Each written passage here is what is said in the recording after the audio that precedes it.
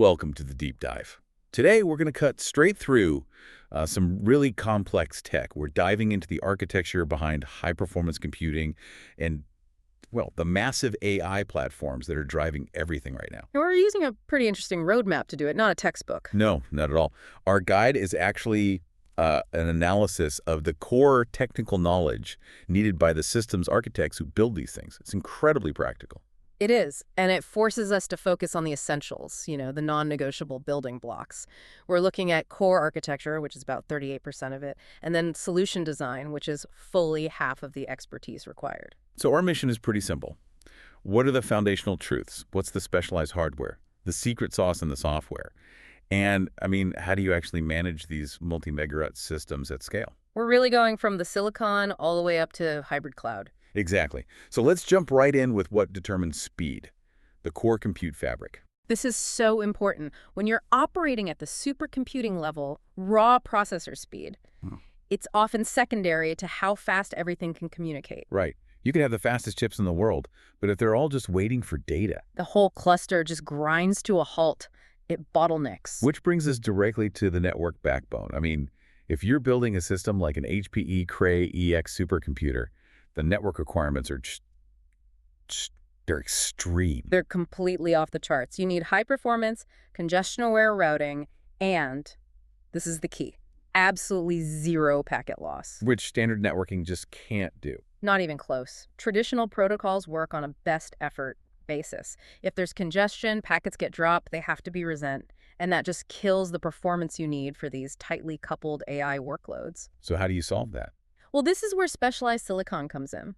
The HPE Slingshot Interconnect relies on a very specific chip, the Rosetta ASIC. Okay, the Rosetta ASIC. Yeah. So why is that the key difference maker? What does that specialized silicon give you that a standard switch can't? So Rosetta is engineered from the ground up to eliminate congestion before it even starts.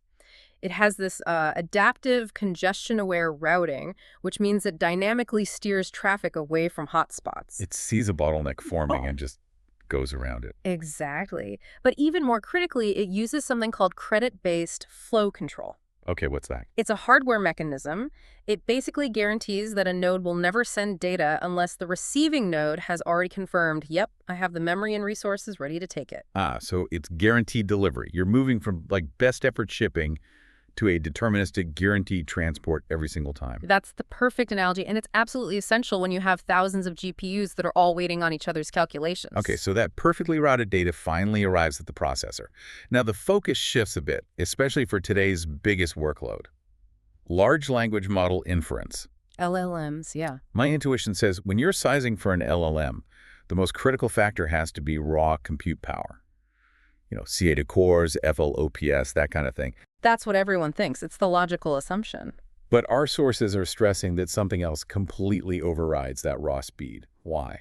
Because it's an architectural pivot. For inference, the biggest constraint isn't speed, it's memory.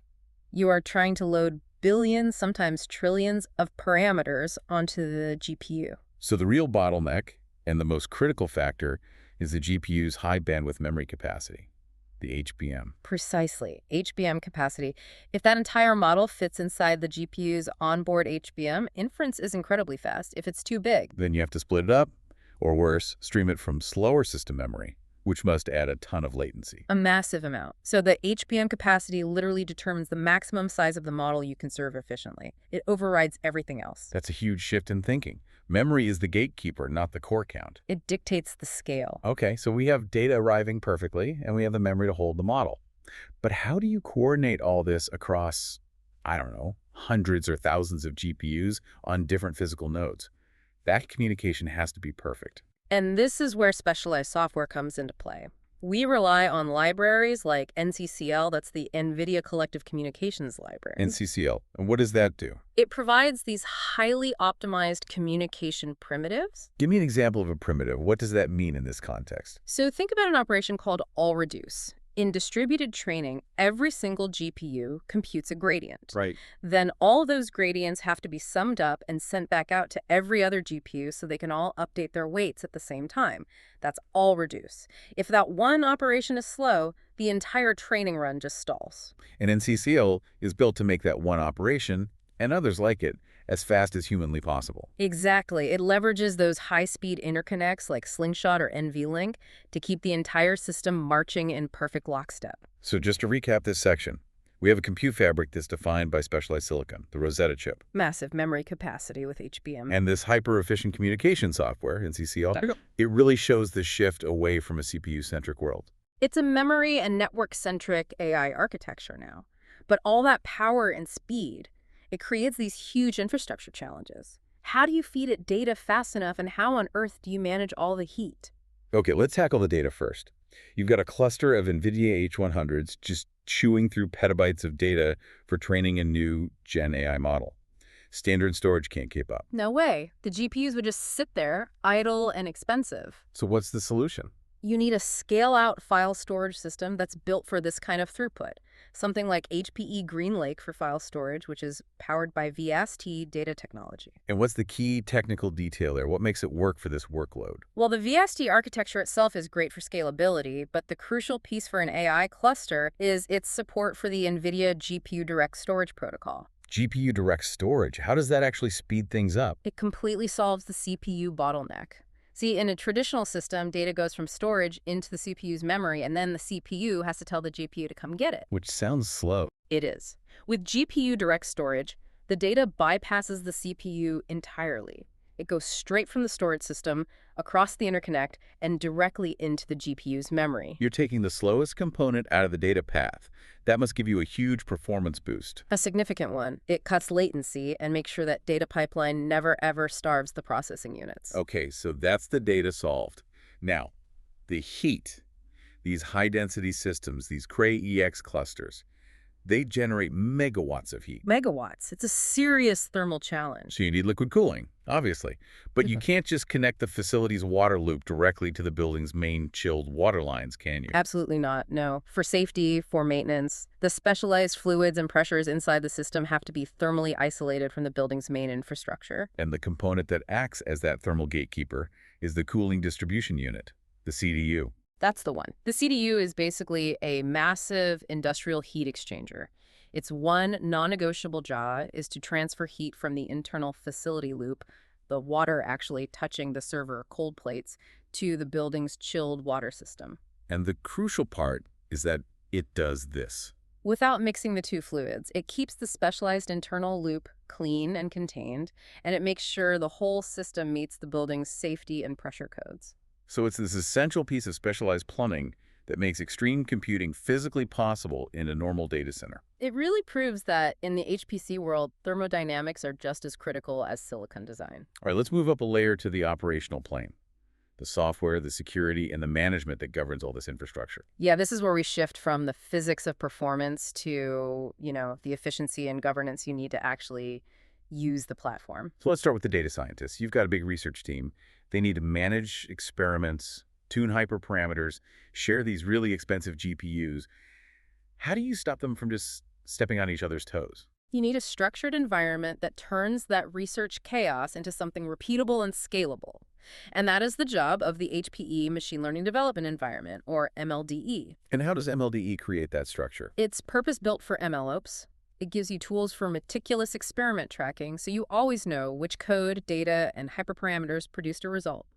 It also handles distributed training seamlessly. So it's really about collaboration and reproducibility. Exactly. It helps the whole team share and use the cluster's GPUs efficiently, and it makes sure all their research can be reproduced, which is just vital in a scientific context. Okay, so MLDE is for the researchers. Now, let's zoom out to the infrastructure admin. They're managing the full life cycle of a massive 1,000-node Cray EX cluster, provisioning, patching.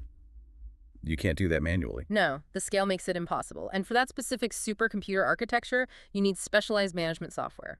The standard here is the HPE Performance Cluster Manager, or HPCM. HPCM. What does it automate that an enterprise admin would struggle with? It's all about the scale. An enterprise admin might patch, 100 servers? An HPCM user is managing thousands of nodes. HPCM automates everything from bare metal provisioning and imaging the nodes to coordinated patching and health monitoring for the entire cluster. So it's like this single control plane for the whole supercomputer. It is. It ensures consistency and really minimizes downtime. Now, even before any of those nodes boot up, Security is the first thought. Our sources highlight this need to ensure the firmware itself hasn't been compromised by a rootkit or malware, Right, a critical pre-OS security check. And that points directly to the silicon root of trust. which is a security philosophy that moves verification away from software and into immutable hardware. Exactly. What it looks like in practice is an immutable cryptographic fingerprint that is permanently embedded or burned right into the server's hardware. Say in an HPE Preliant GIS11 server. So when the server boots up, The very first instruction is to validate all the firmware that comes after it. The BIOS, the management engine, everything against that unchangeable cryptographic anchor. If anything has been tampered with, the system just refuses to boot. It neutralizes the threat before it can ever execute. that is a profound shift. We're used to thinking about security as layers of software, but here, the ultimate trust anchor is literally baked into the chip. It's the ultimate assurance of integrity. You're moving the foundation of trust from something mutable to something immutable. Speaking of layers, these specialized HPC systems, they don't exist in a vacuum.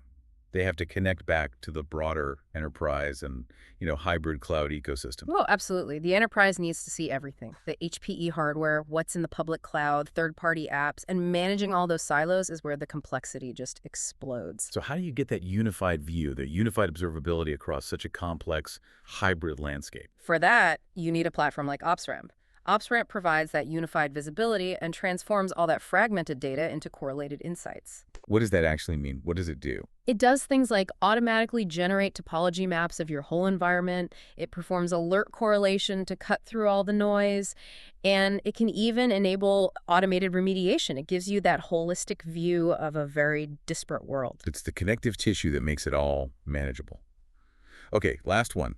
Let's drill into a very specific integration problem.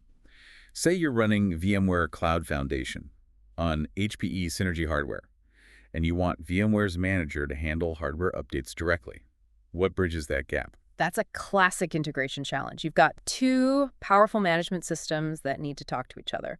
You need VMware's SDDC manager to interface with HPE's hardware control plane, which is one view. And the piece that makes that happen. That would be the HPE Hardware Support Manager plugin, the HSM plugin. So the HSM plugin just lets the VMware interface orchestrate firmware and driver updates on the physical HPE hardware underneath it all. Precisely. The admin doesn't have to jump between consoles. It enables that unified management experience from the cloud platform's point of view. It just proves that sometimes the most important component is the little piece of software that connects two big platforms. So I'll leave you with this thought. If the ultimate security assurance is now an immutable cryptographic fingerprint embedded deep in the hardware, how does that fundamentally change how you should approach your cybersecurity strategy? A compelling question. Do you focus less on layered software defense, or does it just raise the stakes even higher for those trying to compromise the infrastructure? Something to think about as trust continues to get pushed deeper and deeper into the physical domain. That's all the time we have for this deep dive. We'll catch you next time.